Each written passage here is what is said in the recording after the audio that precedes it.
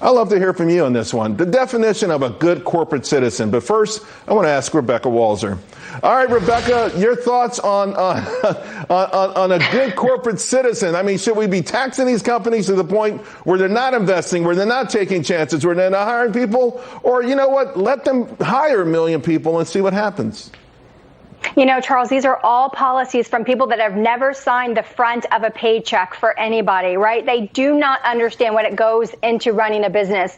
And so obviously, you know, the biopharmaceutical research that takes millions and millions of dollars for years, if they can't write those things off, I mean, the people that look at these corporations and say, wow, they're not living up to their fair share, you know, you have to be very careful. This is a very slippery slope. I mean, that's the lawyer in me saying, let's be careful, because look at Citizens United in 2010 when the Supreme Court said that the corporation is a corporation that has rights. You know, we could literally parlay this into eventually corporations having the right to vote. You know, they pay taxes, and if they pay taxes, why aren't they getting the right to vote? Now, they lobby. They affect a lot of our policies through lobbying, but they're not voting. But you could see this going down the road of, well, they're not doing their fair share, you know, and this is happening naturally and organically, Charles, with ESG and ratings and things that are coming out. So we already see corporations naturally shifting organically. But, you know, I wouldn't be looking at the Build Back Better plan. If you look at that and you talk about the tax implications of that bill,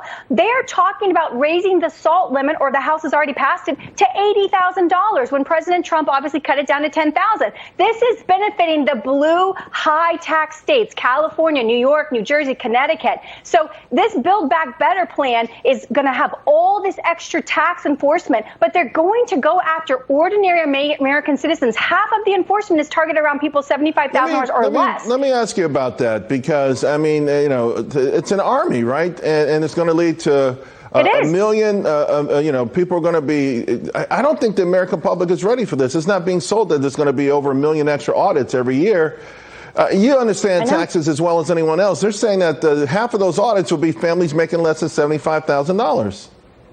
Exactly. And most of these people, Charles, are W-2 employees. What are they trying to get to? See, this is why, as a tax lawyer, what I see is a nefarious intent of pushing people towards digitization, because that we already saw that in the bank proposal that didn't go through. But if you start to get automatic reports of everything, or if you move to digital currency where the central bank can see everything, then you don't have an audit issue anymore. You have absolutely zero privacy and no rights of privacy in any transaction. And that's when you have a government that controls your citizens. And that's not America. The rest of the world might be going to that, but that's not American. Amen. Rebecca, thank you so much. Have a fantastic Thanksgiving. Thanks, Charles. You too. Well, Major